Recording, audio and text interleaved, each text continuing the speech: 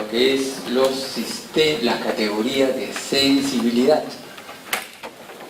La sensibilidad en sí puede dividirse en dos partes, una sensibilidad consciente y una sensibilidad inconsciente. No es como el chiste que decía, ¿no? Bueno, ¿sabe qué, señora? Su problema psiquiátrico, psicológico que tiene, la próxima semana venga usted porque vamos a tratar con el inconsciente. No, le dijo la señora, mi marido no creo que quiera venir. No estamos hablando de ese inconsciente, estamos hablando del consciente, lo despierto, y lo inconsciente es decir que no llega a la corteza cerebral. No somos conscientes, no nos damos cuenta. Y hay dos tipos de sensibilidades. La sensibilidad consciente puede ser exteroceptiva, es decir, desde afuera, viene el estímulo de afuera, o puede ser propioceptiva. La estimulación llega desde nuestro propio cuerpo, de los órganos musculares, tendinosos, la parte ósea. La sensibilidad inconsciente, en cambio, puede ser visceroceptiva y propioceptiva, de igual manera. ¿Por qué razón?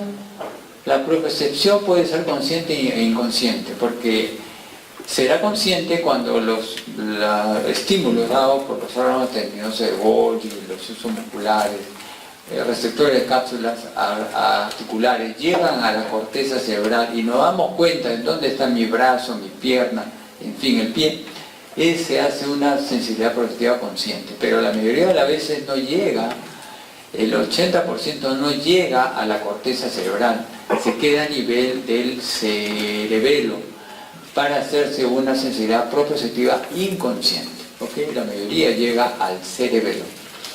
Visceroceptiva se refiere a la sensibilidad de los órganos internos.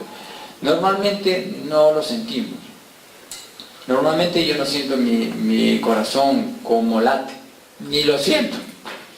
Yo no siento cómo mi estómago está haciendo la digestión, mis intestinos se mueven, etcétera, etcétera. No lo siento. Obviamente en determinadas circunstancias se puede sentir. Nos metemos un susto, viene alguien a asaltarnos, hay un balazo por acá que cruza y sentimos que el corazón se nos llega hasta el cuello. En ese momento sí se hace consciente. Cuando digamos, tenemos una mala digestión, en fin, un dolor abdominal, estomacal, puede hacerse consciente, pero normalmente es una sensación inconsciente.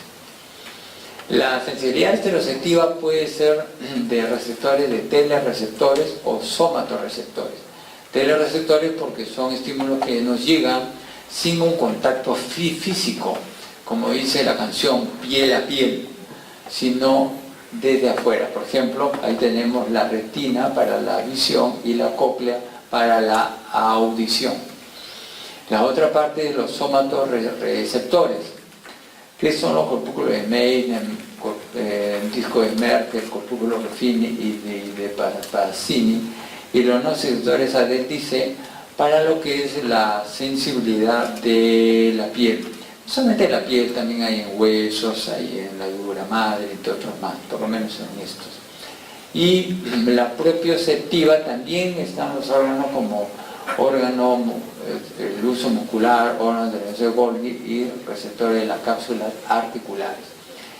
Las y las otras son otro tipo de sensibilidad propioceptiva, es la ámpula y la mácula y el laberinto vestibular para las sensaciones vestibulares, que tiene que ver con microacelerómetros que tenemos en el oído interno. En la visceroceptiva tenemos receptores y nociceptores de tipo C. De esta manera, con este esquema, que no está en ninguna parte más que en esta diapositiva, he podido compilar más o menos lo que dicen muchos libros, ¿no? Muchos libros hablan un tipo de sensibilidad, pero medio enredado, medio que no se comprende. Aquí puede, de un vistazo, darse cuenta aproximadamente de toda la sensibilidad. Vamos a empezar con la sistematización sensitiva, es decir, el sistema somatosensorial. Y aquí este sistema se subdivide en dos. Un subsistema mecanosensitivo, que está en rojo, que es para la sensibilidad proprioceptiva consciente y táctil epicrítica, y un subsistema termorgésico para lo que es la sensibilidad termorgésica y sensibilidad táctil protopática. Es decir, dos subsistemas que implica vehiculizaciones diferentes y también procesamientos diferenciados. Eso lo vamos a ir viendo. Empezamos con el subsistema mecanosensitivo. Aquí tenemos dos tipos de receptores. Los receptores mecanoreceptores táctil epicríticos y los receptores mecanoreceptores propioceptivos. Empecemos con el primero de ellos. Aquí tenemos en corte de la piel los receptores para la sensibilidad táctil epicrítica. Tenemos, por ejemplo, a nivel de la epidermis, específicamente a nivel de las papilas dérmicas, vemos el corpúsculo de Meissner y tenemos lo que son los discos de Merkel. ¿Okay? Y a nivel de la dermis, un poco más superficial de la dermis, tenemos el corpúsculo de Ruffini y más profundamente el corpúsculo de Pacini. De tal manera que son estos cuatro los que comandan lo que es la sensibilidad táctil epicrítica.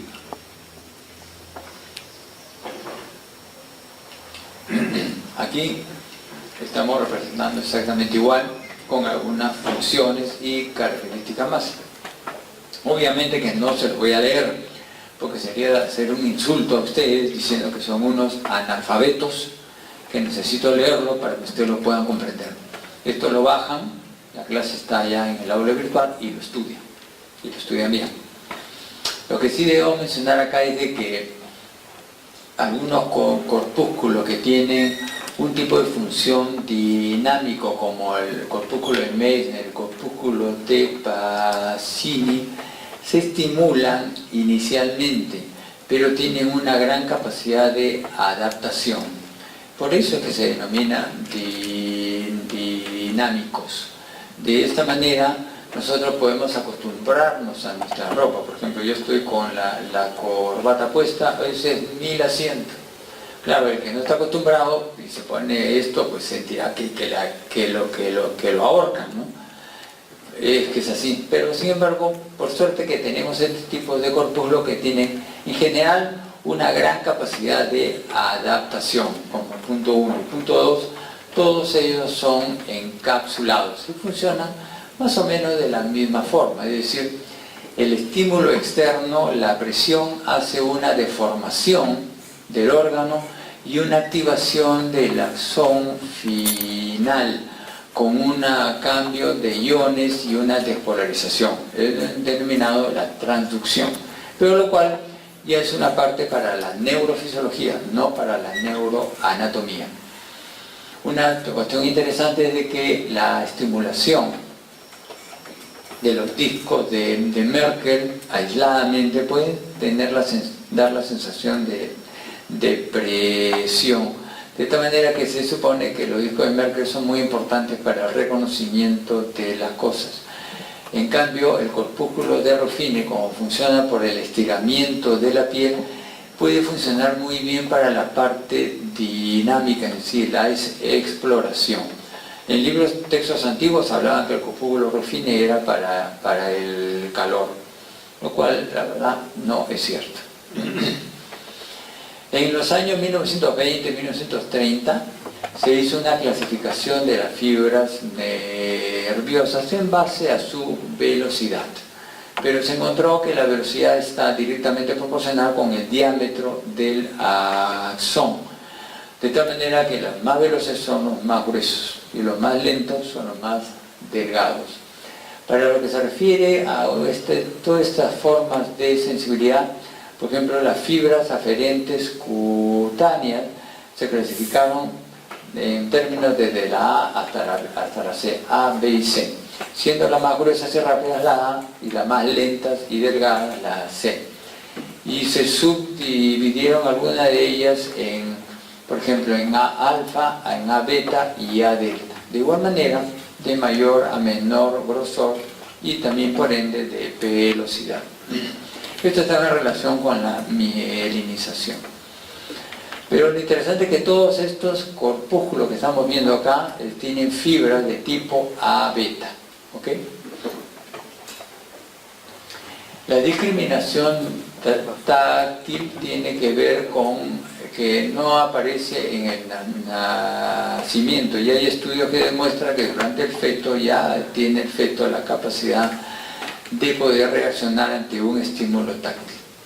Ahora bien, para poder reconocer el objeto, aparte si no contamos con la visión, es la manipulación y la exploración de la superficie para discriminar temporal-espacialmente lo que es el objeto en exploración y poderlo reconocer y saber que lo que tengo en la mano es un lapicero sin necesidad de verlo, de tal manera de que probablemente la primera referencia a este tipo de exploración y de descripción la podemos ver en un libro, en el libro más conocido y más vendido en el mundo, en la Biblia.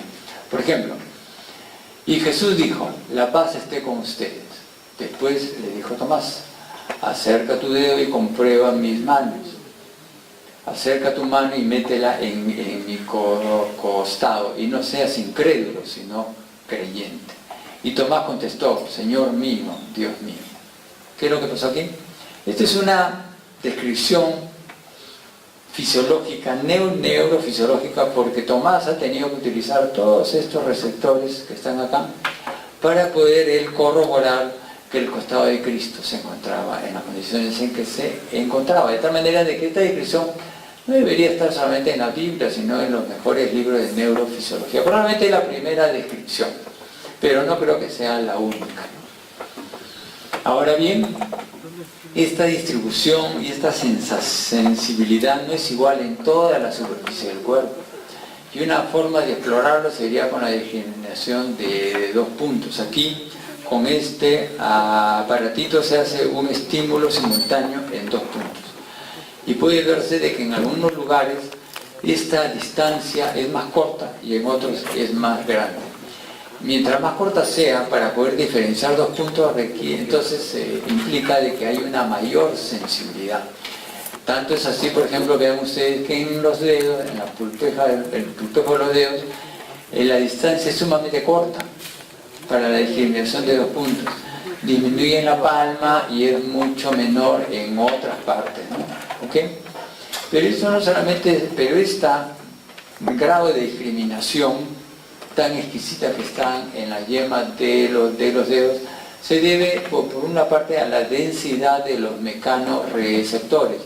A mayor cantidad de mecanorreceptores, la sensibilidad se incrementa. Por otra parte, también están los denominados campos receptivos. Campo receptivo es la superficie completa que tiene de distribución de una neurona aferente. Por ejemplo, en el pulpejo de los dedos apenas hay una distancia de 1 a 2 milímetros. A nivel de la palma es como 10 y a nivel de otras partes es mucho más.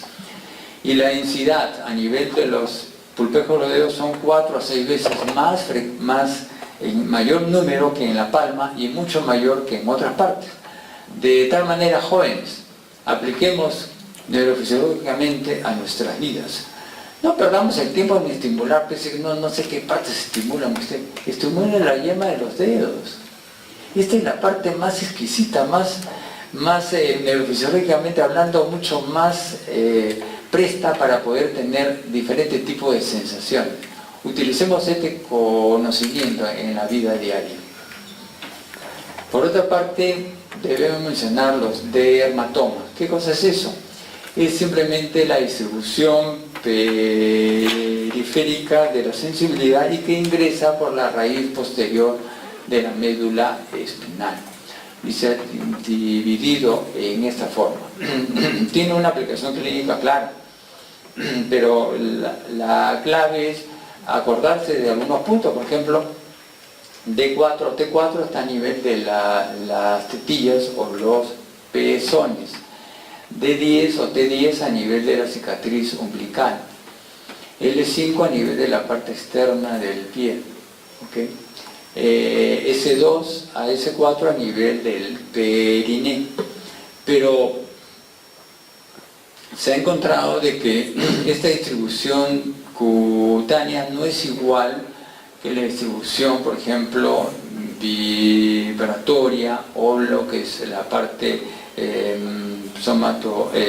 otro tipo de sensibilidad, porque hay bastante grado de solapamiento, es decir, una raíz puede estar, digamos, conjuntamente con otra. Sin embargo, hay algunas sensibilidades que se respeta más. Por ejemplo, la sensibilidad termoalgésica tiene mucha mejor representación clínica que la sensibilidad táctil o táctil protopática y la táctil epicrítica, y mucho menos tiene, por supuesto, la propioceptiva. Vamos a poner el diapasón para ver qué dermatoma es. Significa que no conocemos nada de neurofisiología, de esta manera que todos los estudiantes de la Universidad de San Martín, cuando exploren los dermatomas, no van a utilizar pues un algodón o la yema del dedo. Eso significa que son unos ignorantes desde el punto de vista neurofisiológico. Tienen que utilizar una aguja, porque es la sensibilidad termoalgésica la que tiene la mejor representación, el menor solapamiento. En cambio, las otras sensibilidades se solapan más. ¿Ok, jóvenes? Mecanorreceptores propioceptivos. Esto nos permite tener conciencia en la posición de nuestro cuerpo en el espacio. De igual manera, estos genios del año 1920-1930, en la clasificación de la fibra, por ejemplo, ya habíamos visto cómo las fibras aferentes cutáneas las clasificaron así, pero se les ocurrió la genial idea de que las fibras propioceptivas, se clasifiquen de otra manera. De tal manera que ellos clasificaron las fibras aferentes como tipo 1, 2, 3 o 4 números romanos. Y no contento con esto, habían algunos con subclasificaciones de A y B. ¿Ok? Entonces, bueno, ya le pusieron el nombre, no nos queda más que aprenderlo. Entonces la fibra, un alumno que me conteste en la pregunta que la fibra cutánea es de tipo 1A, yo le corto el cuello. O que me diga que la fibra propioceptiva del uso muscular es A alfa, yo lo mato. Porque no tiene nada que hacer, es otra cosa. Porque tiene nombres diferentes. Uno se llama Pedro, otro se llama Juan, otro se llama María. Pedro no se llama María ni nada por el estilo. Así de sorprendente es para ustedes como para mí que me pongan, que me crucen esto. Porque así están los nombres. ¿Qué podemos hacer? Ya habíamos revisado en la clase anterior sobre el uso neuromuscular, no vamos a repetir, ahora vamos a agregar nueva información. Y así se va en neuroanatomía, se tocan los mismos temas pero se va dando más información. Así que si lo anterior no ha sido engastado en su disco duro, es porque está súper duro. Y probablemente no ingrese lo otro, pero no se preocupen, el próximo año de repente puede consolidarlo más. Aquí debo mencionar de que existen fibras interfusales en número de 4 a 8. Hay de dos tipos, un tipo menos numeroso de 1 a 2, son que tiene sus núcleos acumulados en la parte central de la célula de esta fibra intrafusal a manera de una bolsa, por lo que se llama fibra en bolsa nuclear. En cambio, las otras que son más delgadas, sus núcleos están distribuidos un poco más a lo largo de esta célula, por lo que a manera de cuenta, por lo que se denomina fibra en cadena nuclear. A diferencia de lo que habíamos aplicado en clases previas, no solamente tenemos aferentes de tipo 1A a nivel de este uso muscular, también tenemos aferentes de tipo 2, de tal manera que el aferente 1A va a terminar en ambos tipos de fibra, pero en la parte central, en estas de fibra de bolsa nuclear, en el número de 1 a 2, o en la fibra de cadena nuclear, el número de 4 a 6. Y la otro tipo de fibra es el fibra de tipo 2, que va a terminar a nivel de la fibra de cadena nuclear. Ya probablemente la distinción entre los dos y la función de los dos ya entra más para el campo de la neurofisiología que la neuroanatomía. Las vías centrales de conexiones ya fue explicado en la clase previa. Si no vinieron, qué pena, pues, ¿qué vamos a hacer? Para una mayor precisión de fineza de los desplazamientos, por ejemplo, para la visualización, uno puede mover la vista de un grado al otro, de medio grado al otro, con una precisión única. En este tipo de músculos se requiere pues una cantidad enorme de usos musculares. En cambio, los músculos que requieren menos precisión, por ejemplo, cuádriceps, entre otros, requieren mucho menor número. Entonces la precisión y la buena desplazamiento, digamos, del músculo requiere un mayor número de usos musculares, ¿no? Este otro órgano tendinoso de Golgi ya fue explicado, por lo que no vamos a mencionar más.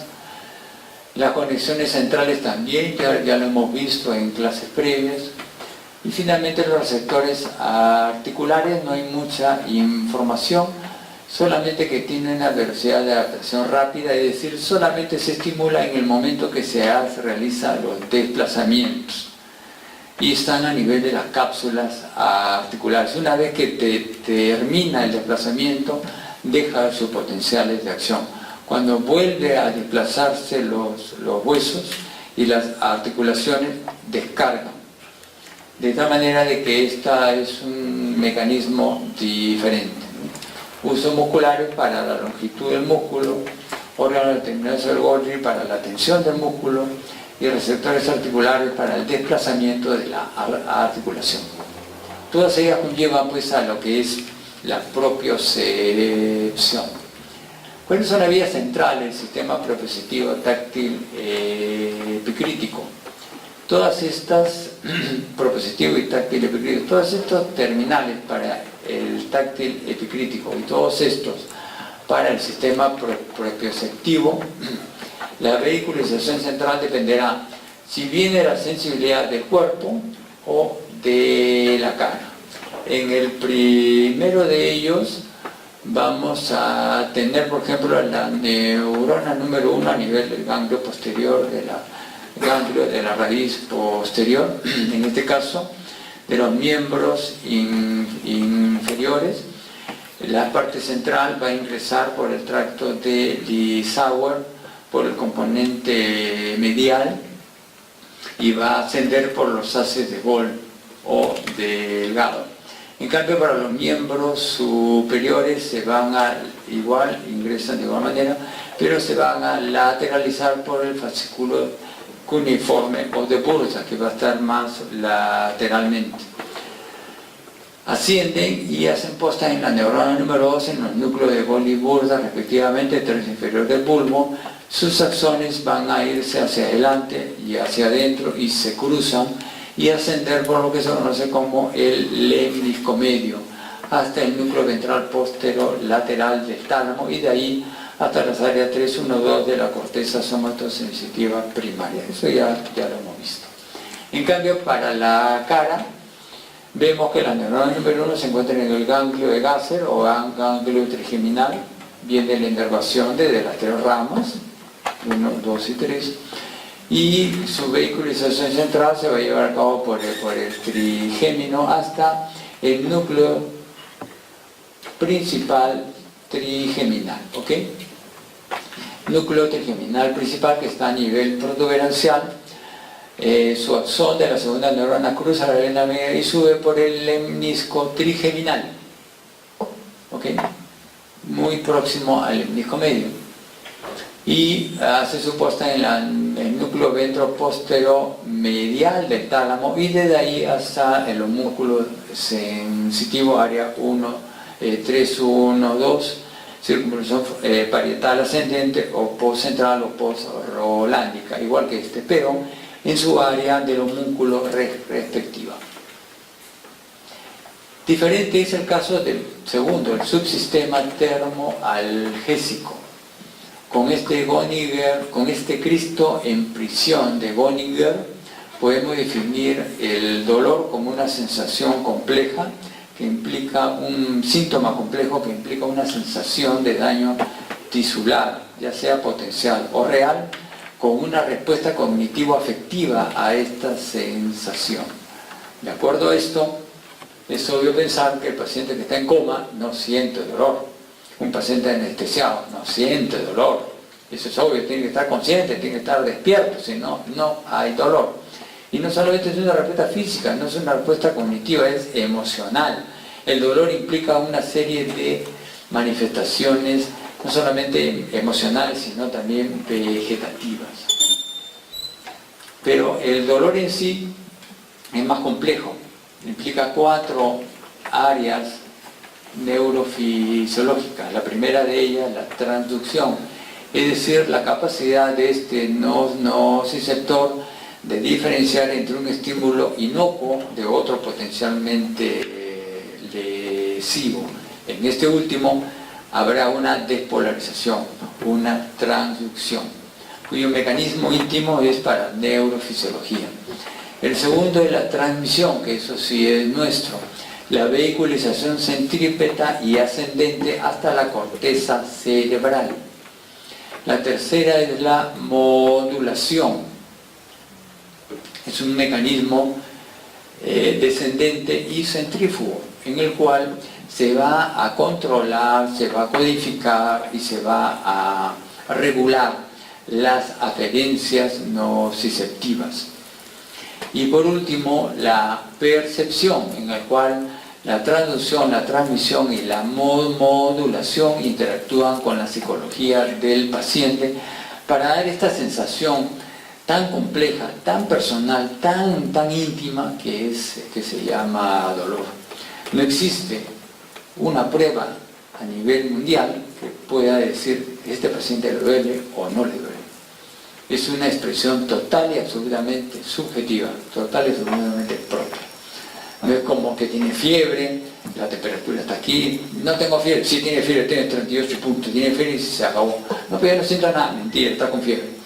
Tengo dolor, hay que creerle.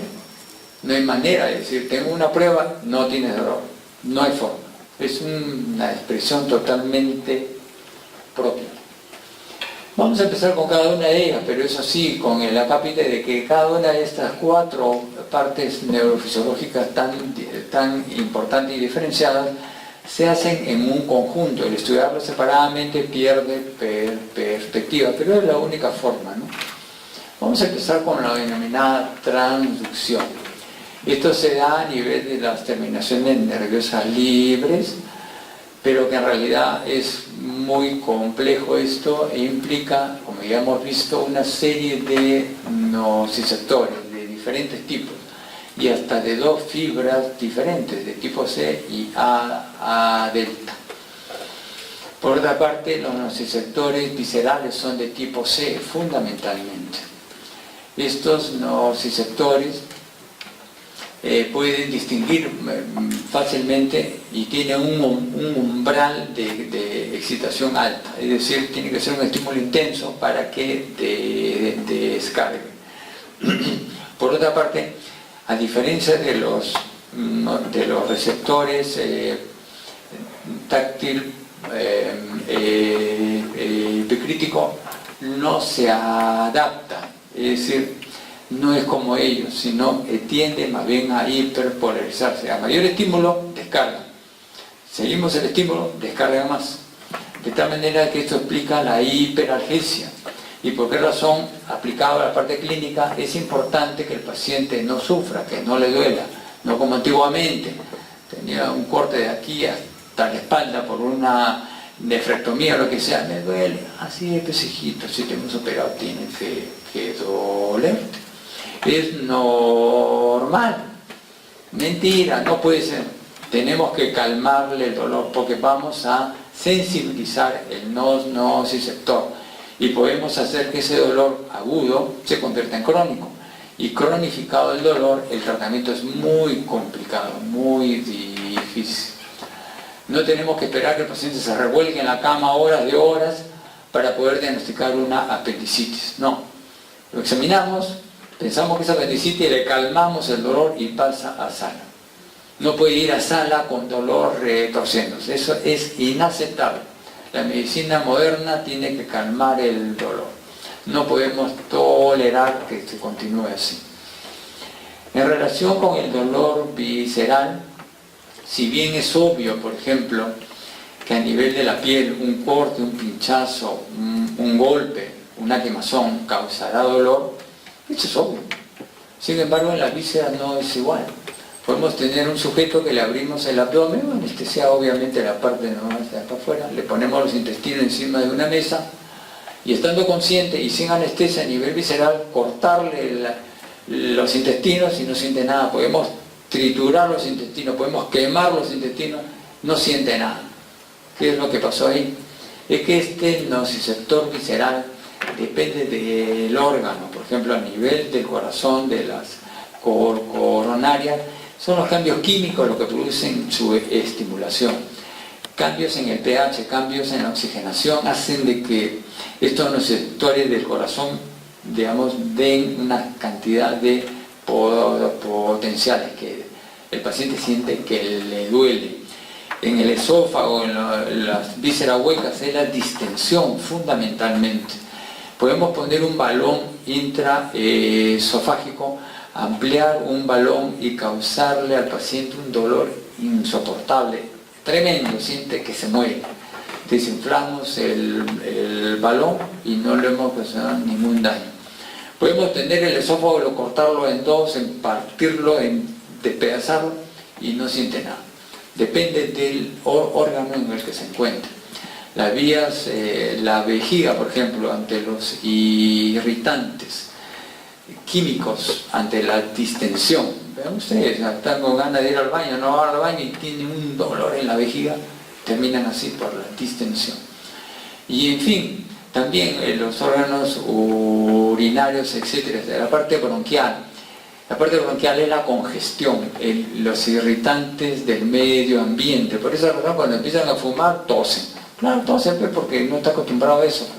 Después ya fuman ya hasta que terminan en el hospital con cáncer, donde estoy yo, dispuestos a recibirlos, claro. Entonces, sea como fuese, mire, estos nociceptores viscerales o los cutáneos, todos tienen su primera, el soma o pericarión en el ganglio de la raíz posterior, ¿ok? Pero estos nociceptores son de dos tipos, de acuerdo a la fibra C o fibras A delta. Y cada uno funciona diferenciado. Las fibras C son filogenéticamente más antiguas, son amielínicas. Las fibras A delta son pobremente mielinizadas y da el primer dolor, el dolor agudo que puede localizar. En cambio, el nociceptor C es un dolor más continuo, termina el estímulo y sigue todavía un dolor tipo quemazón, tipo molestia, no bien localizado. Podemos experimentalmente anular una fibra o la otra y se puede apreciar la característica fisiológica de cada una de ellas. ¿Okay? Pero el nociceptor no es tan sencillo, no es tan simple, no solamente es un receptor para la nocicepción o el estímulo nociceptivo, sino también tiene propiedades, digamos, diferentes. Un estímulo nocivo puede causar una estimulación antihidrómica y el mismo nociceptor secretar sustancia P y péptido relacionado al gen de la calcitonina. y esto ocasionar un proceso inflamatorio local. Es la denominada inflamación neurogénica, ¿ok? Y es parte del mismo proceso inflamatorio, es decir, el nociceptor no es tan sencillo, es mucho más complejo. El segundo punto es la transmisión. Una vez de que se estimula el nociceptor y los trenes de potenciales de acción llegan al ganglio del raíz posterior, se transmite y van a ingresar por el asta posterior del tracto de Lissauer, sube o baja algunos segmentos y penetra en el componente lateral a lo que es la médula, el asta posterior de la médula espinal. Va a terminar en múltiples niveles, pero fundamentalmente en la lámina 1 y la lámina 5. En la lámina 1 tenemos la neurona nociceptiva específica. En la lámina 5 tenemos la neurona de rango dinámico amplio. La nociceptiva específica es porque es estimulada por, estímulos nociceptivos. En cambio, la de rango dinámico amplio, ¿por qué? Porque es estimulado por estímulos nociceptivos y por estímulos no nociceptivos, como estamos viendo acá. La nociceptiva específica puede tener la función de localización, donde se encuentra el estímulo. Y la de rango dinámico amplio puede darnos la intensidad. ¿Por qué razón? Porque esta funciona a frecuencia modulada. Por ejemplo, cuando existen trenes de potenciales de acción en gran cantidad que le llega a la célula de rango dinámico amplio, ella se va a estimular y va a descargar sus potenciales de acción en una frecuencia alta. En cambio, si es que recibe los estímulos de pocos nociceptores o de poca frecuencia, entonces ella va a descargar a una frecuencia más lenta. Es decir, descarga a frecuencia modulada.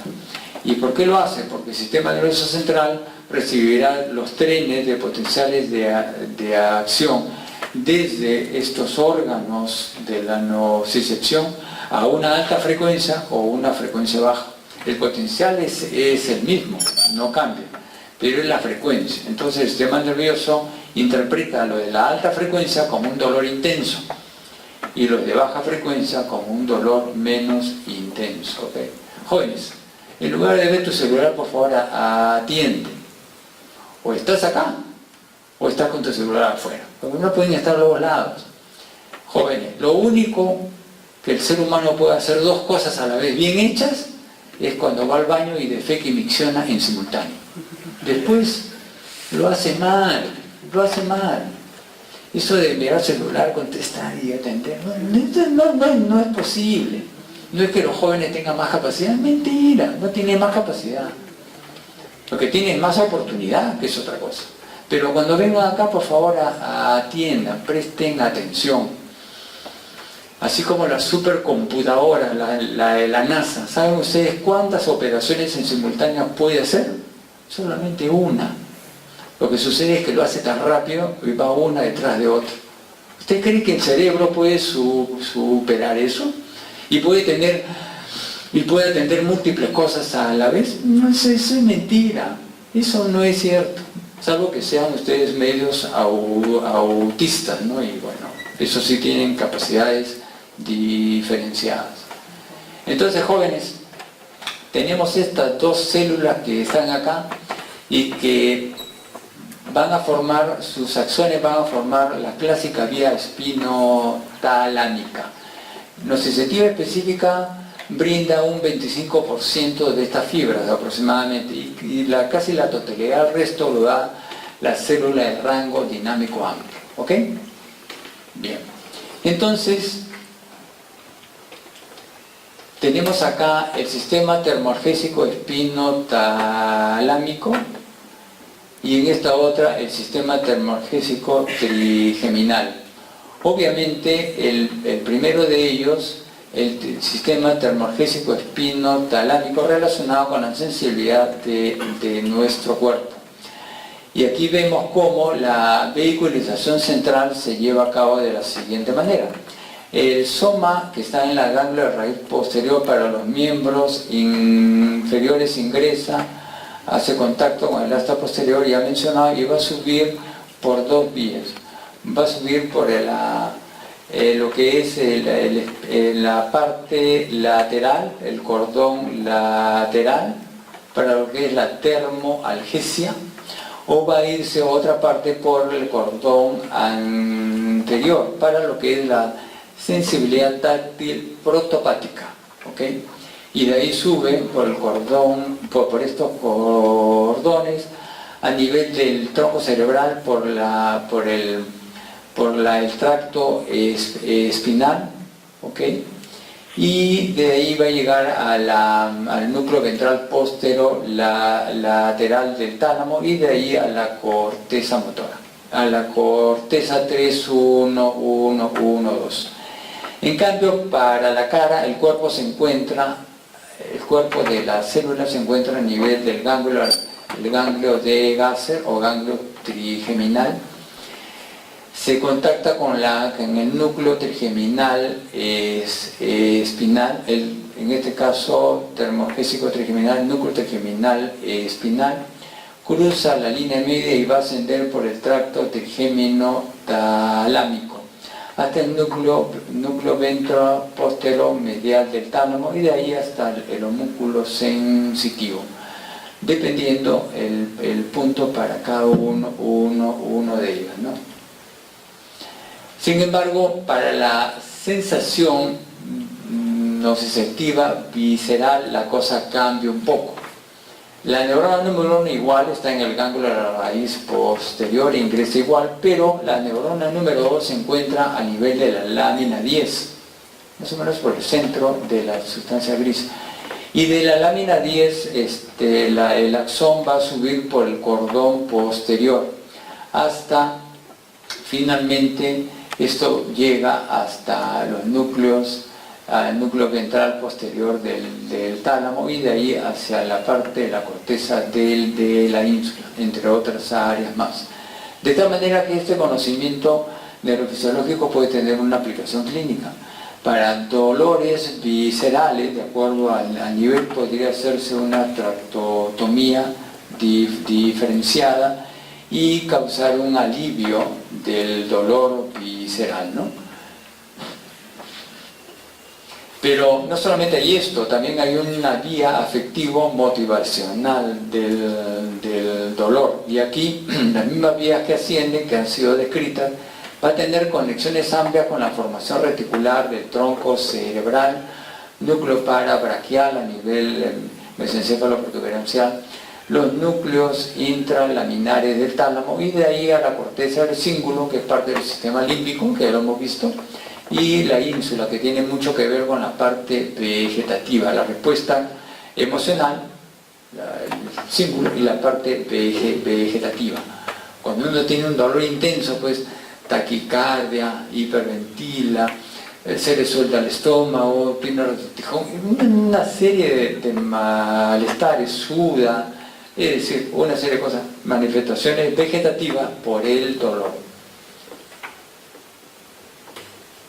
¿Cuáles son las áreas corticales relacionadas con esto? Se han hecho estudios experimentales en humanos y, por ejemplo, estimulándole dolorosamente a voluntarios sanos una mano, en este caso la mano izquierda. ¿Qué es lo que se ha visto? Por estudios de PET, tomografía por emisión de positrones y de resonancia magnética funcional, áreas que se encienden, obvias como las áreas somatosensoriales. Vean el cíngulo, la parte afectiva, vean la ínsula de Rey, la parte vegetativa. El tálamo nos sorprende porque es parte de la vía. Sin embargo, también se tiñen, vean ustedes, el núcleo lenticular y el área motora suplementaria 2. Es decir, áreas que no tienen nada que hacer con la sensibilidad, es decir, de los sujetos, sin que se propongan hacer, eventualmente echaban a andar los comandos cerebrales para retirar la mano ante el estímulo doloroso. En otras palabras, no hay una sola área cerebral para el procesamiento del dolor, son múltiples áreas que están relacionadas. El siguiente parte de esta parte de lo que es la nocicepción y la modulación. Este es un sistema principal que se encuentra a nivel del tronco cerebral fundamentalmente y de características descendentes y centrífugas, a diferente de la vía nociceptiva. Esta parte modulatoria tiene mucho que ver con los opioides endógenos. Tenemos acá la sustancia gris periacueductal en el mesencéfalo. Tenemos acá el núcleo magno del RAFE a nivel del bulbo, ¿ok? Y una simplificación de esto lo tenemos acá. Tenemos acá lo que es este nivel, la sustancia gris periventricular y periacueductal. Núcleo magno del RAFE como la región rostral ventromedial del bulbo, que lo estamos viendo acá. Tenemos las aferencias de la corteza, el tálamo, y tenemos las vías ascendentes nociceptivas, ¿ok? Entonces el sistema se encuentra acá. Lo interesante del caso es de que esta región rostral ventromedial del bulbo, donde está el núcleo magno del RAFE, tiene dos subsistemas de células, un sistema de células off y un sistema de células on. Cuando en este nivel están activas mayormente las células off, ellas permiten que la vía nociceptiva lleve su dolor o sus trenes de potenciales hasta la corteza y uno siente dolor. Si más bien en este nivel está el sistema de células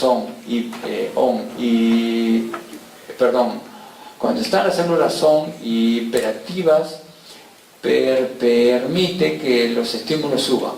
Cuando las células off están activas, más bien inhibe esto. Y esto explica por qué razón en un partido de fútbol, estamos jugando, nos meten un puntapié, nos rasgan, nos sangra, ni cuenta nos damos, estamos en pleno juego. En este momento del juego, los estímulos externos hacen de que este sistema actúe más el sistema de células off e inhibe los trenes nociceptivos, porque el nociceptor sigue, digamos, descargando, llega al asta posterior de la médula espinal, y en este nivel es donde actúan estas vías. Estas vías que son inhibitorias son serotoninérgicas, importantísimas, y entonces no se sienten. Cuando se termina el partido de fútbol, se acabó el estímulo, empieza a actuar la son y uno empieza a sentir que le duele, le pulsa, se ve, y un tremendo golpe, ni cuenta se había dado, ¿ok? Entonces acá, en este mismo esquema ya podemos describir que este punto en el cual están actuando estas células off a nivel del asta posterior de la médula espinal, pero también en el núcleo trigeminal, el núcleo espinal del trigémino, es en este punto, en la lámina 2, o llamada sustancia gelatinosa de Rolando. En este punto se encuentran las interneuronas denominadas células centrales de Cajal y células laterales de Cajal. Ellas van a estar actuando y con las colaterales de las dos células fundamentales de la vía espinotalámica, de tal manera de que si desde arriba llega a las vías serotoninérgicas moduladoras, pueden activar las interneuronas inhibidoras o inhibir las interneuronas excitadoras, y esto hacer de que los trenes de potenciales que lleguen no estimulen estas células y no llegue la nocicepción hasta el nivel cortical. Es un punto fundamental donde actúa, el punto más importante donde actúa la modulación. ¿Ok, jóvenes? Entonces fue en este nivel donde Melsack y Wall postuló la famosa teoría de la compuerta, que en su época mereció el premio Nobel. Hasta antes de la época de Mercer y Wolf no se explicaban muchas cosas, no se explicaba por qué razón el frotar la piel, por ejemplo, causaba alivio. ¿Cómo puede ser de que si yo tengo un golpe, me duele el músculo por un traumatismo, el hueso está que me duele, froto la piel y me calma? ¿Cómo puede ser eso? Es algo antiguo. Las abuelitas, nuestra mamá nos han cobijado después de un golpe, traviesos que hemos sido siempre, y después del golpe nos frotaban, sana, colita de rana, y el dolor pasaba. ¿Por qué razón? ¿Por qué razón actúa la acupuntura? ¿Por qué razón actúa los TENS, la estimulación transcutánea? Por el principio de Mercer y Wolf. De tal manera de que esta estimulación no nociceptiva que viene acá puede activar, puede estimular esta interneurona inhibidora y esta a su vez inhibir esta neurona de proyección. De tal manera de que existe un alivio en este nivel. Y estas son vías opioides, porque se ha demostrado de que cuando ponemos bloqueantes de opioides como la naloxona, por ejemplo, la acupuntura no funciona. Si ponemos naloxona, que es un bloqueante de opioides a nivel, cuando ponemos TENS, no funciona, por el sistema de comporta de Mercer y Wolf. Antes de su teoría y su hipótesis, era una cosa que no se explicaba. Después, cuando se sabe, las cosas son fáciles. Acá en este esquema, que he hecho un poquito más complejo, pero es lo mismo, es exactamente igual. Aquí le pongo el nombre de región rostral ventromedial del bulbo. ¿Por qué? Porque esto representa el núcleo magno del RAFE, la formación reticular adyacente, el núcleo reticular gigantocelular. Y aquí en este esquema anterior le agrego lo que es el área dorsolateral del tegmento pontomesencefálico, que implica una serie de núcleos, pero algo conocido por todos ustedes, el núcleo coeruleus. Entonces, todo este sistema que está acá está relacionado con la noradrenalina, y este conocimiento explica por qué razón muchos conocimientos farmacológicos. Por ejemplo, los antidepresivos tricíclicos, cuando se descubrieron y se utilizaron como antidepresivos, efectivamente tienen esa acción, pero sin embargo tiene una acción analgésica en el dolor neuropático tan importante que es el filón número 1. Al paciente que tiene dolor neuropático le damos antidepresivos tricíclicos. ¿Por qué razón? Porque el mecanismo de acción es inhibir la recaptación de serotonina y noradrenalina, es decir, serotonina que viene de las células hacia abajo y la adrenalina que viene desde el área dorsolateral del tegmento pontomesencefálico hacia esta región rostro ventral del bulbo. ¿Ok? Entonces, al inhibir van a actuar más esta vía y esta otra y causa analgesia. Ese es el mecanismo de acción del tramadol. 30% es por estimulación del receptor opioide mu, pero el 70% es exactamente igual como actúan los antidepresivos tricíclicos.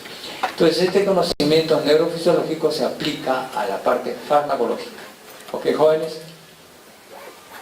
¿Cuál es el componente talámico del subsistema mecanosensitivo y termoalgésico?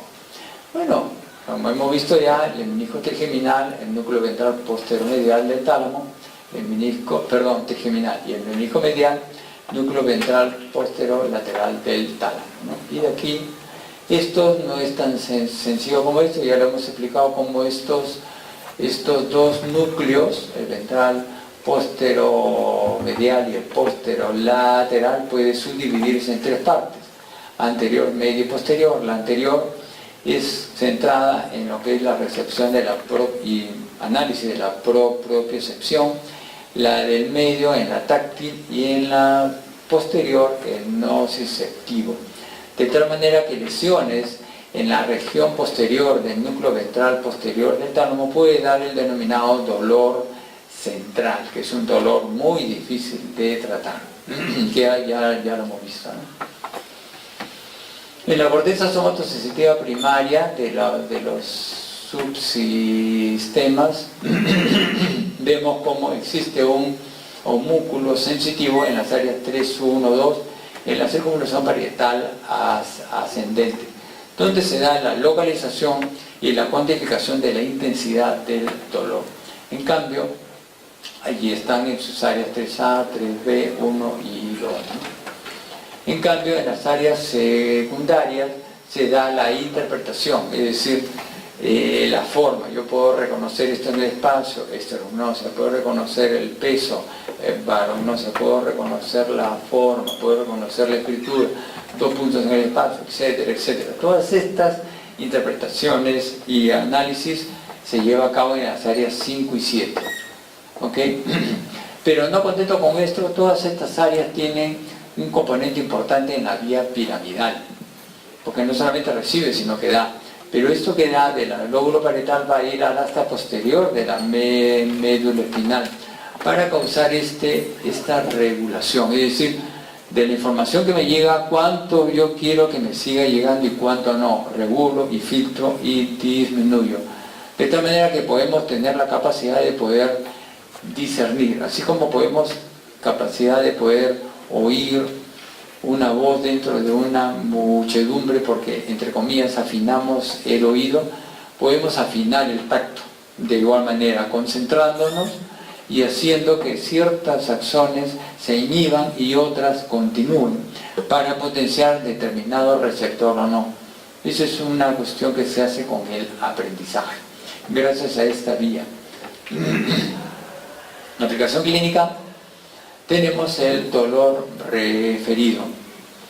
Llama la atención el poco número de células de somas o pericariones que tienen las vías visceroceptivas a nivel del gángulo de la raíz posterior. Parecería ser que muchas de estas células somáticas también llevan la sensibilidad visceral. Y esa podría ser una explicación por qué razón algunas vísceras se refieren a un dolor y lo siente uno a nivel de las partes corporales. Por ejemplo, acá, una lesión en el esófago, un dolor esofágico puede sentirse en la región anterior del cervical o acá en banda, ¿no? O el dolor del corazón es típico, ¿no? Un dolor en el cuello, en la mandíbula, muchas veces precordial, y se va hacia un brazo. Eso es típico. O el dolor genital, el dolor urinario vesical en las áreas genitales. O el dolor del uréter izquierdo, que habrá tenido un cólico ureteral con un cálculo, eso es algo espantoso. Se siente a nivel lateral. O un dolor de próstata también puede confundirse hasta con una ciática muchas veces. El no conocer estos mapas, porque no son los únicos, el no conocer estos mapas de distribución nos retarda el diagnóstico, puede confundirnos y pedir una serie de exámenes, una serie de pruebas, y finalmente el diagnóstico es claro, es cuestión de conocimiento. ¿Ok, jóvenes? Otro síndrome interesante es el síndrome bulbar lateral. Un infarto en la parte lateral del bulbo por una lesión a nivel del sistema vertebro-basilar podría dar una lesión en todas las estructuras que están acá.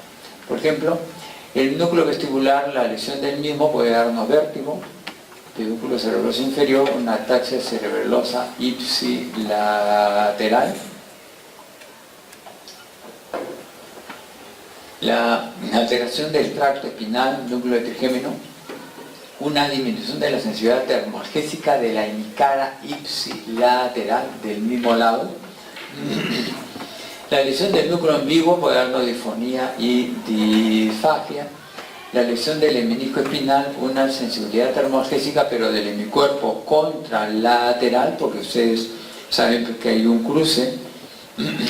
Y la alteración de las vías simpáticas a este nivel puede darnos un síndrome de Horner del mismo lado. Síndrome de Horner caracterizado por una discreta ptosis, porque el elevador del párpado superior está dado por el tercer nervio, pero hay fibras simpáticas que también dan el tono y elevan un poco el párpado, de tal manera que el síndrome de Horner se puede caracterizar por caída parcial, una leve ptosis del párpado, una alteración de pupilar y anhidrosis completa, ¿ok? Y la alteración de la pupila con una miosis. Otra manifestación es el denominado dolor fantasma. Lo que sí es frecuente es que un miembro amputado, el sujeto lo puede sentir, como en este caso, por ejemplo, dibuja perfectamente qué es lo que él siente.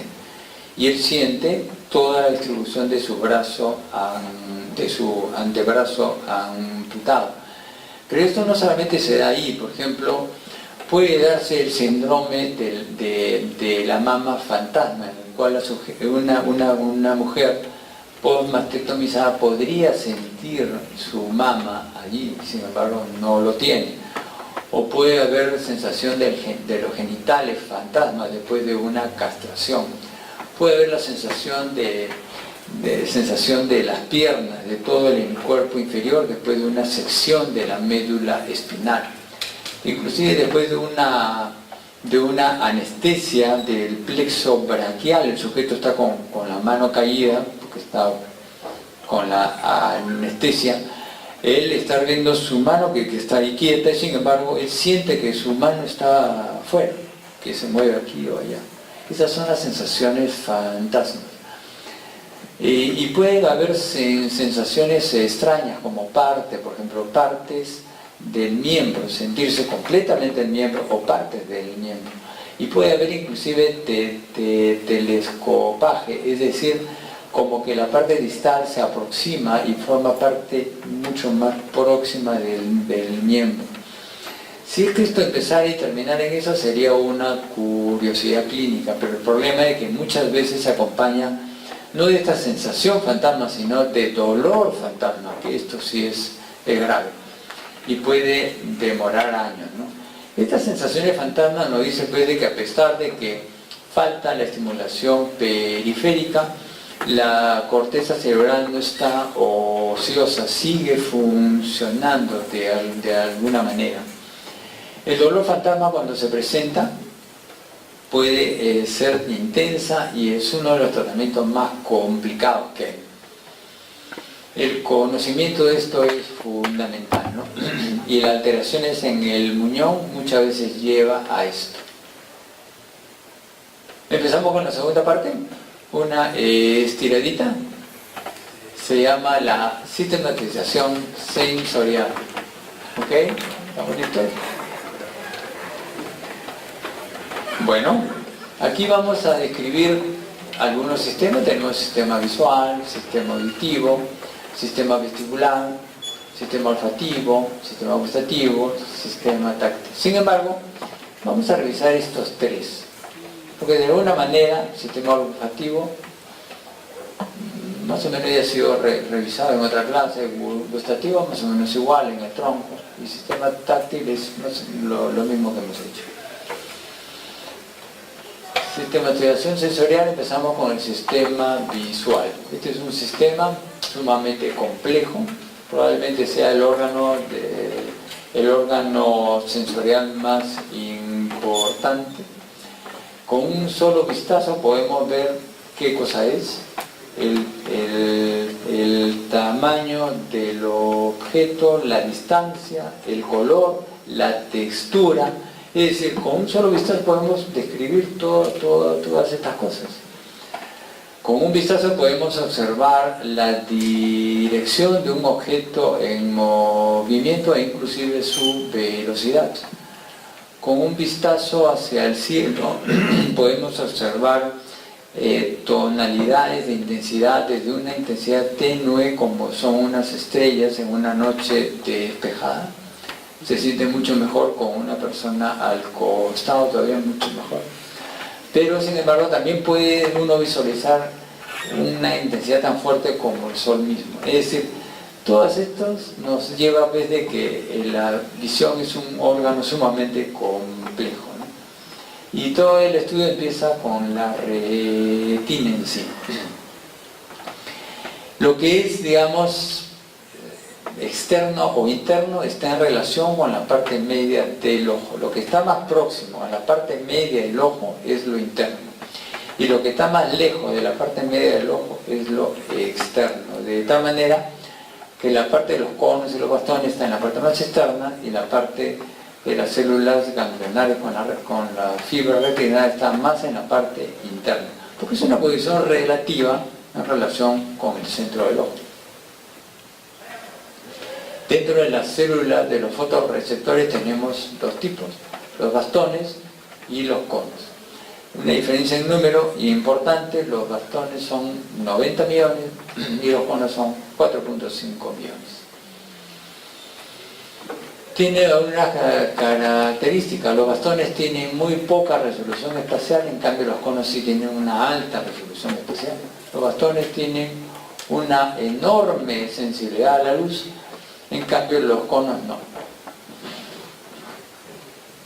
Tanto es así que los bastones basta un solo fotón de luz para que pueda estimularse. En cambio los conos requieren hasta 100 fotones de luz para que pueda estimularse. La adaptación al destello también cambia. Hay diferencias en las adaptaciones de uno y otro. Todas estas características hacen pues que la fisiología sea diferente en uno y otro. Por ejemplo acá, cuando tenemos poca iluminación, una luz de una estrella y qué sé yo, solamente están actuando los bastones, lo cual implica una baja resolución, pero una alta sensibilidad. Es decir, podemos visualizar, podemos ver luces tenues, bastante largas, podemos visualizar, pero con poca resolución. Y no vemos en color, sino tonos de grises, eso es lo único que vemos. Y esta visión se llama visión escotópica. Cuando empezamos a aumentar la intensidad, una luna llena o un poco más, y empiezan a actuar algunos conos. Sin embargo, los bastones siguen predominando, es la visión mesópica. Sin embargo, ya cuando la iluminación es más intensa, como una luz interior o la luz del sol, ya los bastones dejan de funcionar, ya no funcionan, y funcionan solamente los conos. Es la visión de color, ¿no? Comienza la saturación de los bastones, ya no funciona, mejora la agudeza visual, una puede verse bastante bien. Si esto es muy intenso, puede haber un posible daño, por lo que se recomienda siempre pantallas protectoras en las computadoras, los smartphones, no le pongan mucha intensidad de iluminación, muy fuerte, especialmente los contrastes. Están en una película y están con el smartphone a toda intensidad, pero si el costado fastidia, ¿cómo no les molesta a ustedes los jóvenes? Pero al final pagan precio porque estas células sensibles se van deteriorando cuando el estímulo es demasiado intenso. ¿Okay?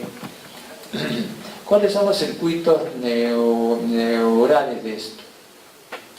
Vamos a ver de que esta es una distribución, esto se lo dejo como tarea en casa para que lo lean bien, diferentes capas, cada una de ellas corresponde o a los cuerpos celulares o a las conexiones.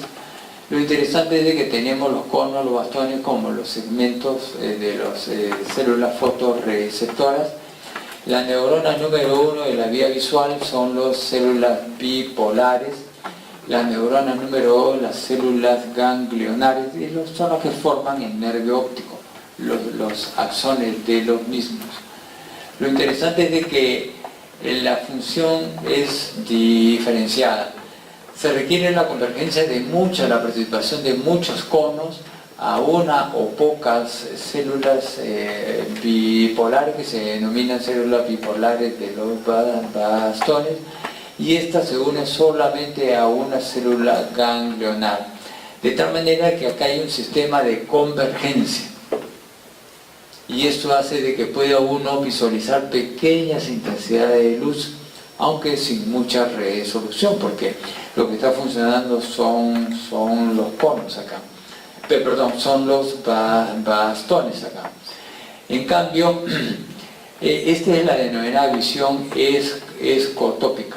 En cambio, prácticamente hay una alineación de un cono con una célula bipolar de los conos y una célula ganglionar que se denomina célula ganglionar enana para una visión fotópica. Es decir, esto garantiza una máxima resolución. El primero garantiza una máxima convergencia para poder visualizar algo con poca resolución, en cambio este otro no. Acá requiere poca iluminación, acá requiere máxima iluminación. Otro tipo de células que existe son las células amacrinas, por ejemplo, que hace de que pueda una línea de estimulación acelerar su activación e inhibir las que están hacia los lados. Por otra parte, la célula amacrina es fundamental porque, a diferencia de las células bipolares de los conos, que se contacta directamente con las células ganglionares enanas, las células bipolares de los bastones no se contactan directamente con las células ganglionares, sino que lo hacen a través de una célula amacrina. Esto nos da una fisiología diferente. En la distribución de los conos y los bastones en la retina, bueno, hemos dicho las cantidades. Sin embargo, por ejemplo, a nivel de la fóvea, que es de apenas 1.2 milímetros de diámetro, es donde se concentra la mayor, si no es la totalidad de los conos. Y aquí el empaquetamiento es máximo cuando vemos la fóvea, que es apenas 300 micrómetros. Acá son conos puros que se van apretujados. Y esta parte es una zona en la cual prácticamente es avascular y donde los rayos de luz inciden con la mínima distorsión. Es el punto central de la mácula con lo cual nosotros vemos prácticamente.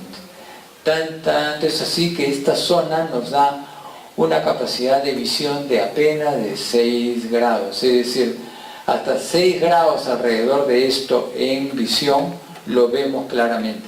Por fuera del 6 grados, en el grado 7, 8, la visión cae un 75% aproximadamente.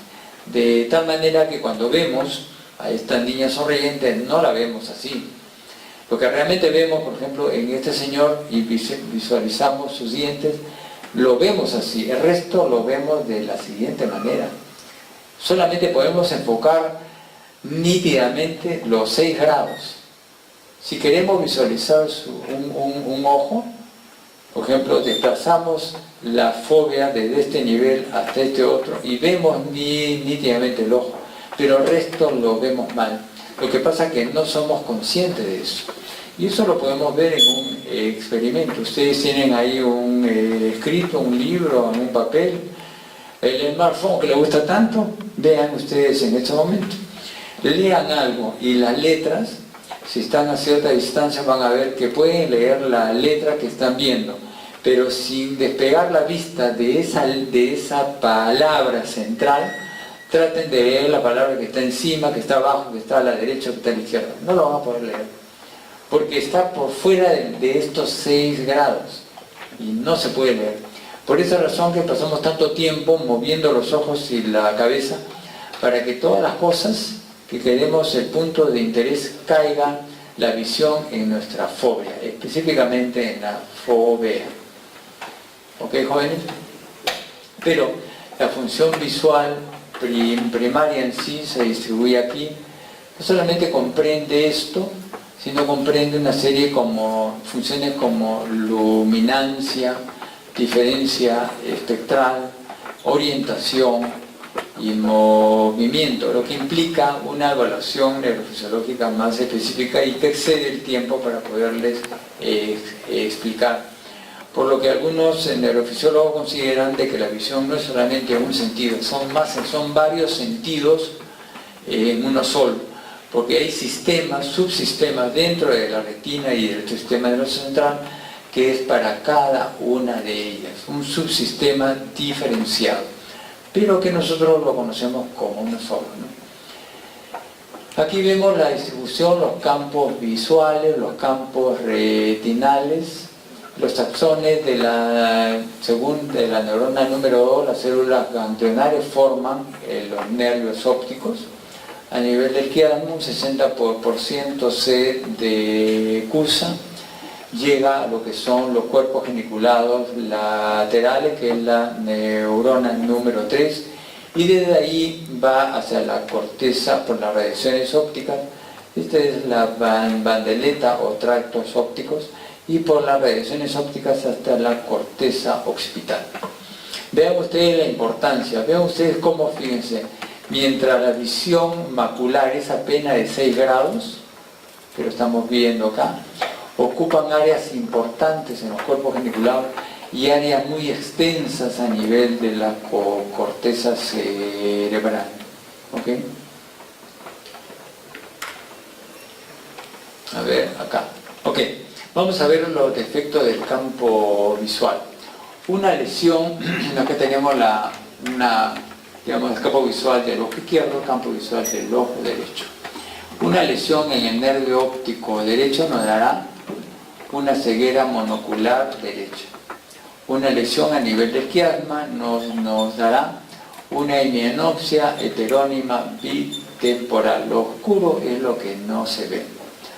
Una lesión a nivel de la bandeleta o del tracto óptico nos dará una hemianopsia homónima izquierda, en este caso del lado derecho, ¿no? Una lesión del tracto óptico o bandeleta óptica derecha, una hemianopsia homónima izquierda. Una lesión a nivel de la parte inicial de las radiaciones ópticas nos puede dar una cuadrantanopsia homónima superior izquierda. Esto es por las lesiones que se dan a nivel de la asa de Meyer, que son un tracto que se va por el lóbulo temporal. ¿Okay? La otra lesión, por ejemplo, que está ya más próxima a la corteza occipital, puede dar una hemianopsia homónima izquierda que podría respetar la mácula.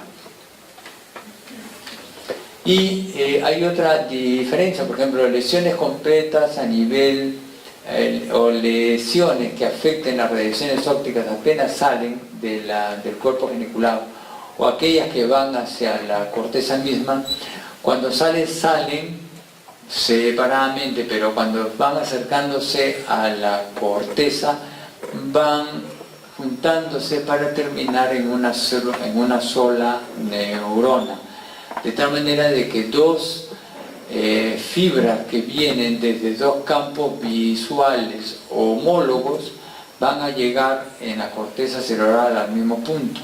Entonces, cuando la lesión está más distal a esto, será una hemianopsia homónima izquierda de tipo congruente o incongruente. Cuando está lejos, es incongruente, es decir, las dos hemianopsias no son exactamente iguales. Cuando se aproxima a la corteza es congruente, las hemianopsias de los dos hemicampos son más o menos de la misma forma. ¿Ok? Reflejos relacionados con la visión. Una es la adaptación pupilar a la luz. Aquí vamos a ver que el centro importante lo tenemos a nivel de la región pretetal. ¿Okay? En esto llega la estimulación visual a través del nervio óptico. Desde el colículo superior vamos a darnos un estímulo a nivel pretetal, sea de un ojo, por ejemplo, pero este va a interactuar con los dos núcleos de Ehrlich-Westphal de tal manera que la respuesta se va a dar a través del ganglio ciliar de los dos ojos para una miosis bilateral, en este caso, ¿ven? Entonces le estimulamos luminosamente un ojo y se contrae las dos. ¿Por qué razón? porque el reflejo pupilar es bilateral, por esta razón. Otro reflejo es dirigir los ojos, otra función es dirigir los ojos hacia un objeto de interés. En este caso, tenemos que centrar la visión para que la visión caiga en lo que es la fóvea.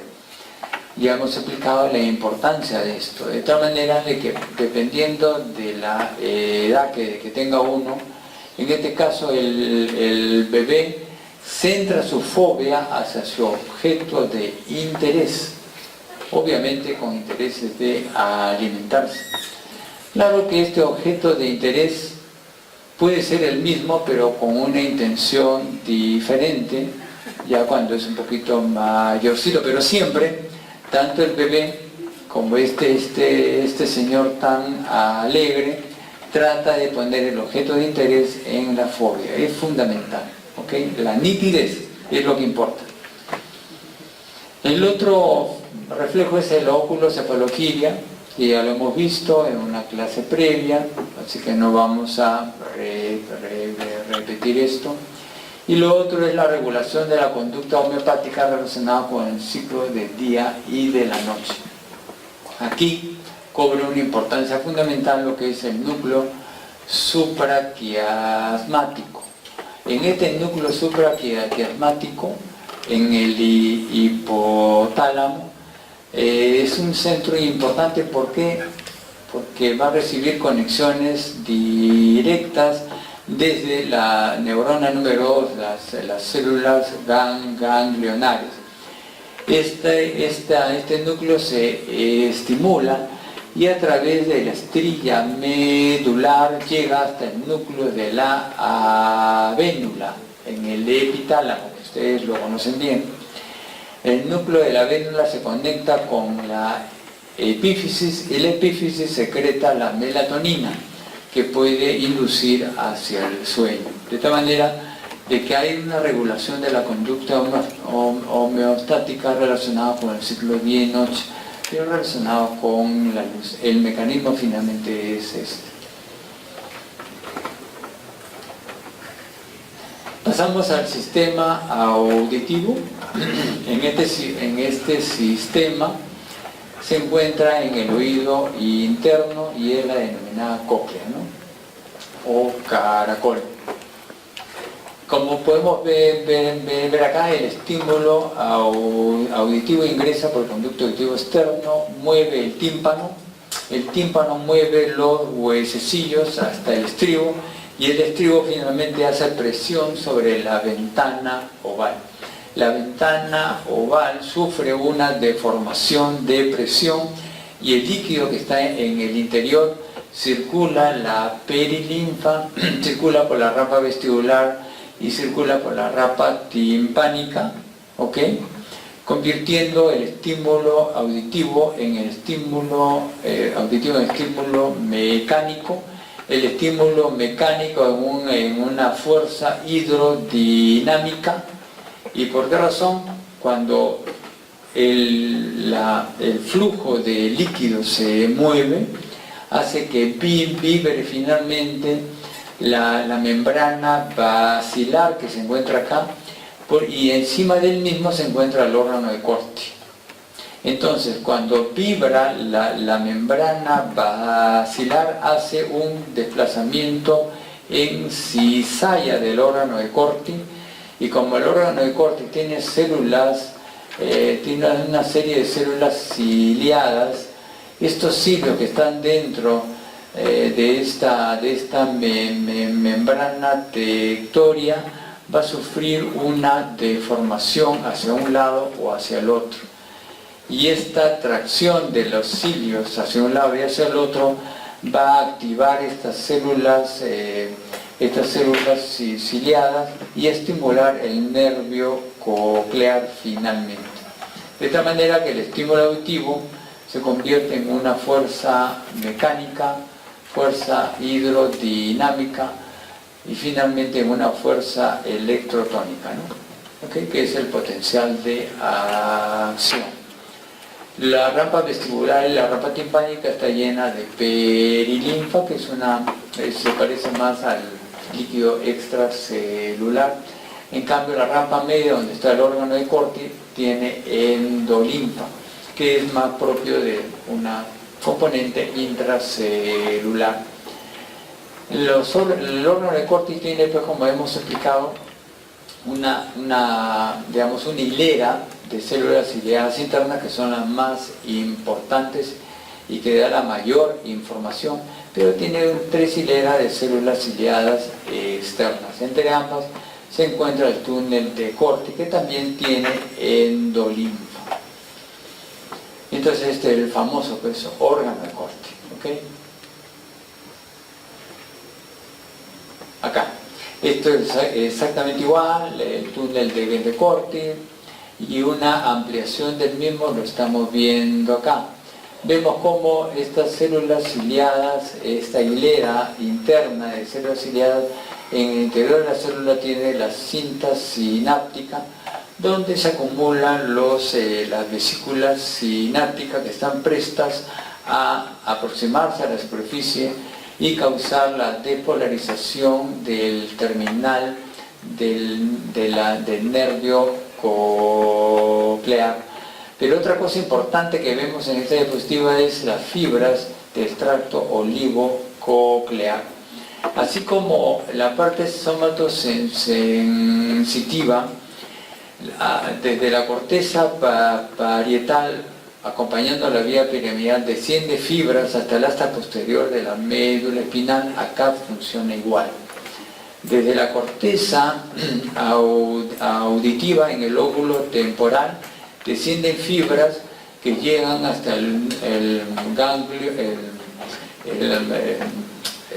cuerpo geniculado lateral, llega al tubérculo cuadrigémino inferior, desciende hasta el núcleo olivar superior, y desde el núcleo olivar superior vienen fibras olivo-cocleares, cuya función, ¿cuál es? La de protección y control de estas células, finalmente. Y este es un mecanismo muy importante, no solamente para proteger a estas células de un ruido intenso, sino también para, entre comillas, afinar el oído. ¿Por qué podemos? Ya lo hemos visto. ¿Cómo podemos, dentro de un concierto de música? Bueno, para que me entiendan. Un conjunto de rock, ya. Conjunto de rock o un conjunto de chicha, ya, que le guste. ¿Cómo pueden diferenciar la voz de un cantante o del otro cantante? Más o menos, lo diferencia, ¿no?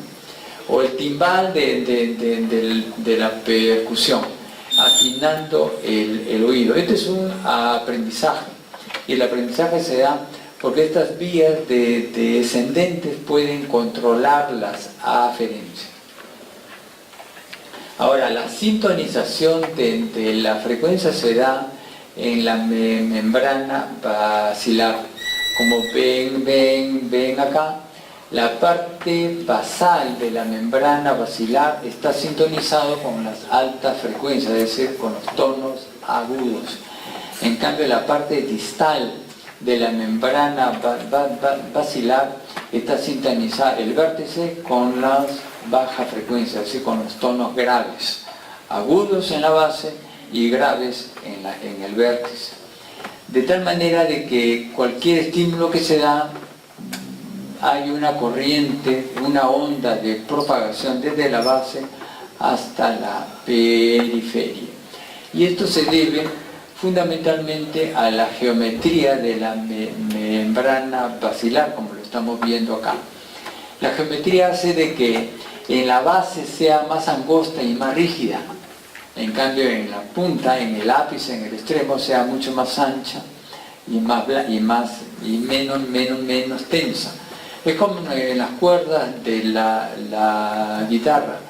La templamos bien, salen sonidos agudos.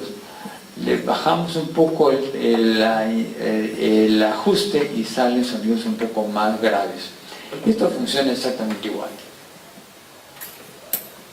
En las vías auditivas centrales sorprende la bilateralidad, de tal manera de que cuando vemos un paciente que tiene una sordera y dice no escucha nada por mi oído izquierdo, no van a estar pensando pues, que hay una lesión en el tronco cerebral, no piensen eso, porque centralmente es bilateral todo. Es difícil que una lesión central cause una, entre comillas, una sordera de un solo oído. Generalmente son por lesiones en el oído interno o en el nervio, el octavo nervio, ¿no? Un nervio auditivo. En relación con la corteza misma, la corteza auditiva primaria, también hay, al igual que en el órgano de corte, hay un sonotopismo. En la parte anterior son para los sonidos graves, en cambio en la parte posterior son para los sonidos agudos. Entonces, el área auditiva primaria, área 41 o circunvalación transversa de Hessel, que sea en la parte superior interna del lóbulo temporal, no solamente sirve para lo que es el tono, reconocer un tono, si es agudo o es grave, sino la localización del mismo. En cambio ya las áreas auditivas secundarias es para la interpretación de esto, ¿no? Aplicación clínica, tenemos la hipoacusia, que puede ser una hipoacusia de conducción por lesión del oído externo, tapón ceruminoso, tapón ceruminoso, alteración del oído medio, de la ventana oval o otoesclerosis, o puede ser una hipoacusia neurosensorial, el órgano de corte está lesionado, el nervio o las vías centrales. Y aquí lo que vamos a ver es de que puede venir un paciente que dice que no escucha bien, pero miren usted, esta prueba de Weber, si le ponemos el diapasón en el medio del cráneo, que vibre, normalmente debe sentirse por conducción ósea en ambos oídos, si los dos oídos están sanos. Pero si hay una hipoacusia de conducción, un tapón ceruminoso, el sujeto va a sentir el sonido en el lado enfermo. En cambio, en la hipoacusia neurosensorial lo va a sentir en el lado sano. ¿Ok? Y esto lo podemos complementar con la prueba de Rinne, prueba de Rinne ósea o prueba de Rinne aérea, y hacer una confrontación. Y la explicación y la interpretación es esta para que ustedes lo lean en casa. De esta manera que podemos diferenciar en la cabecera del paciente y sin necesidad de tomar las pruebas recontra sofisticadas, si es una hipoacusia neurosensorial o de conducción. El sistema vestibular, en cambio, comprende lo que es el laberinto membranoso, y que comprende lo que es para la asimilación de la aceleración lineal, y tenemos la mácula del utrículo y la mácula del sáculo. Esto nos da una sensación de aceleración lineal en el sentido vertical de arriba a abajo, cuando vamos en los ascensores, o aceleración lineal adelante a atrás, cuando vamos en nuestro coche, en nuestro Porsche, le metemos el pie, nos aceleramos, qué rico se siente, o frenamos. Esas son aceleraciones lineales hacia adelante, hacia atrás, o lateralmente hacia la izquierda a la derecha, pero todas son así. En cambio, la aceleración angular en los tres planos lo tenemos por las ámpulas de los tres conductos semicirculares. Acá tenemos una ámpula de un conducto semicircular. De tal manera de que estas máculas del sáculo y del utrículo tienen una disposición que se distribuye prácticamente en los tres planos. Y tiene una estriola en el medio, de tal manera que la disposición de los